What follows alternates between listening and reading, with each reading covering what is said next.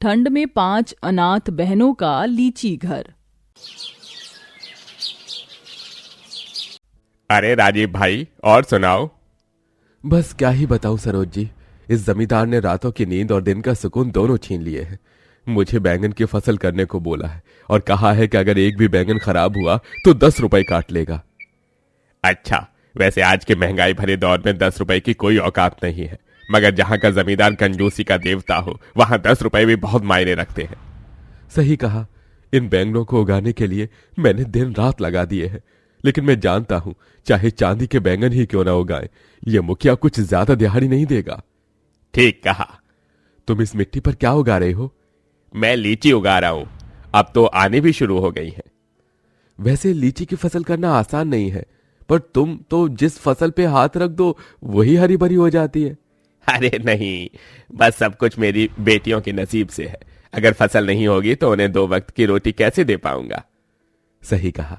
चलो भाई, अब मैं तो जा रहा हूं खेत की नराई करने। ठीक है। सरोज भी अपने खेत पर काम में ही लग गया। सभी किसान लालची जमींदार गबरू की दी हुई जमीनों पर मजदूरी करके ही अपना गुजारा करते थे। ऐसे ही सालों से गांव का सिलसिला जारी था।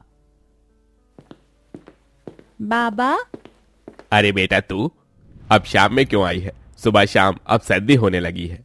जाइए बाबा, आप तो घर आते ही नहीं हो। अगर आपको ठंड लग गई तो? अरे मुझे कुछ नहीं होगा। मैं और गौरी आपके लिए खाना लेकर आए हैं। अरे वाह, कितना बड़ा पेड़ है। बाबा, क्या ये आपका है? हाँ, जानती हो मेरी बच्चियों, जब ये पेड़ लीचियों से भर जाएगा तो उन्हें बेचकर बहुत सारे पैसे कमाएंगे। सच? हाँ, मैं इस पेड़ को सींचने के लिए बहुत मेहनत कर रहा हूँ। हे पेड़, तू भी मेरा साथ देना। बाबा, आप इस पेड़ से ऐसे क्यों बोल रहे हो? क्या ये सुन रहा है? हाँ, सुन रहा है। अच्छा चलो, अब रात हो चली है, तुम दोनों दीदी के पास जाओ। आप नहीं आओगे? मैं अभी पौधों में दवा डाल कर आऊंगा। सरोज ने अपनी बेटियों को घर भेज दिया। ऐसे ही सिलसिला चलने लगा। सरोज रोजाना अपने खेतों में देर रात तक काम किया करता था। सर्दी बढ़ने पर थी, जिसकी वजह से एक रोज उसे सर्दी लग गई और वो पूरे दिन खेत पर भी नहीं जा पाया। बेटा, मेरी फसल एक दिन की भी लापरवाही से खराब हो सकती है। हमें फर्क नहीं पड़ता बाबा, हमारे लिए फसल से ज्यादा आप जरूरी हो।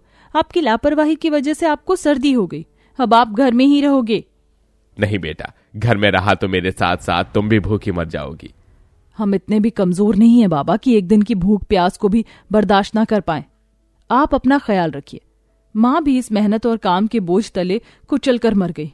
अब हम आपको नहीं खोना चाहते हैं। 5 बेटियों ने अपने बाप को उस दिन खेत पर नहीं जाने दिया। काम ना कर पाने की चिंता में सरोज और बीमार हो गया और अगले दिन वो अपनी बेटियों से बोला, मेरी बच्चियों, अब मैं नहीं जानता हूँ कि मैं भी तुम्हारे साथ कितनी देर को हूँ। तुम बस अपना ख्याल रखना। बाबा, ये आप क्या?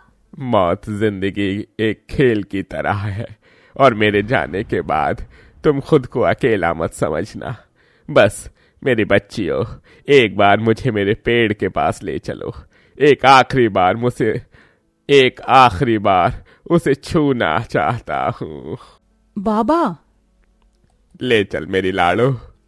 5 बेटियां अपने बाप को पकड़कर खेत में ले आईं। सरोज ने आखिरी बार अपने पेड़ को प्यार से छुआ और फिर वहीं उसने दम तोड़ दिया। 5 बहनें बहुत रोईं। गांव वालों ने उन्हें संभाला और गरीब सरोज का अंतिम संस्कार किया। अब सरोज को गए लगभग 1 हफ्ता बीत चुका था। उसके जाने के बाद गांव के जमींदार की उसके खेत पर बुरी नजर थी, इसीलिए वो एक दिन सरोज के घर आया। आप स्वागत नहीं करोगी हमारा? जिसके अत्याचार ने हमारे माँ बाबा को निगल लिया, उसका हम स्वागत क्या अपमान भी करना जरूरी नहीं समझते। अरे वाह, तुझे तो डायलॉग भी आते हैं। वैसे मैं यहाँ वक्त बर्बाद करने नहीं आया हूँ। यह घर खाली करो अभी के अभी। ये क्या बात हुई? ये घर हमारे माँ बाबा की मेहनत से बनाया हुआ है, तुम्हारा इस पर कोई हक नहीं है। अच्छा, तो फसल में लगाई हुई खाद, कीटनाशक दवा और मेरी नदी से लाया हुआ पानी, इतना ही नहीं, तुम्हारा बाप जो 85,000 मुझसे उधार लेकर खा गया, उसका पैसा कौन चुकाएगा? क्या? घुमा फिरा कर बात करना मेरी आदत नहीं। वो खेत, उसके ऊपर आई हुई फसल और ये घर, अब सब कुछ मेरा है। तुम यहाँ से जाओ। क्या क्या बोला तू? बोल बुड्ढे। मुझसे बदतमीजी? ऐसे बोलकर गबरू ने सरन्या को एक जोरदार थप्पड़ मारा और बिन माँ बाप की अनाथ बच्चियों को घर से बाहर निकाल दिया। आइंदा मुझे अपनी शक्ल मत दिखाना। गबरू लालची था। उसने मौका देखते ही झूठ का सहारा लेकर सब कुछ हड़प लिया। अब पांचों बहनें अनाथ और बेघर थी। ठंड भी काफी बढ़ चुकी थी। दीदी, मुझे भूख लगी है और ठंड भी लग रही है। छोटी, मैं क्या करूं? मेरी तो कुछ भी समझ नहीं आ रहा। पांचों बहनें सड़क किनारे ही बैठ गई। अपने पेट को टांगों से भींचकर बैठने पर भूख का एहसास कम होता है। तुम लोग भी करो। मेरी बहनों, आज ऐसे ही गुजार लो। कल सवेरे उठकर हम किसी के घर में काम ढूंढ लेंगे। पांचों बहनें अपनी चुन्नियां ओढ़कर ठंड भरी रात में फुटपाथ पर ही सो गई। अगली सुबह, बहुत भूख लगी है। चलो बहनों, हम गांव में अमीर लोगों के घर काम मांगने चलते हैं। कम से कम खाने का इंतजाम तो हो ही जाएगा। पांचों बहनें काम की तलाश में निकल गईं और उन्हें बड़े घरानों में झाड़ू पोछे का काम भी मिल गया। 8 साल की नन्ही सी उम्र में गौरी भी अपनी बहनों का पूरा पूरा साथ दे रही थी। गौरी, मैं तुमसे वादा करती हूँ कि आज जिन हाथों में झाड़ू पकड़ी हुई है, कल को इसी हाथों में कलम होगी। बस तू अपनी बहन पर विश्वास रखना। दीदी, मैं जानती हूँ। पांचों बहनों ने उस दिन बहुत मेहनत से काम किया और शाम को वो अपने बाप के खेत के बाहर आकर खड़ी हो गई, जहां उनके बाप की मेहनत लहलहा रही थी। घर तो है नहीं, अब कहाँ जाएं? कुछ देर यहीं रुक जाते हैं, सब कुछ भुलाकर। जरा इस खेत को देखो। अब से कुछ दिन पहले यहाँ हमारे बाबा काम करते दिखाई देते थे। उन्होंने इन पौधों को बिल्कुल बच्चों की तरह सींचा था। खेत को देखकर पांचों बहनों की आंखें भर आईं। कभी जिस खेत में उनका बाप दिखाई देता था, आज वहां बस सन्नाटा था। किसी के खेत में ना होने की वजह से पांचों बहनें उसमें चली गईं और उस बड़े लीची के पेड़ को छूने लगी। मेरे बाबा को सबसे ज्यादा इस पेड़ से प्यार था। वो कहते थे कि ये उनकी बातें सुनता है। यहाँ की तो मिट्टी भी उनकी खुशबू में बसी हुई है।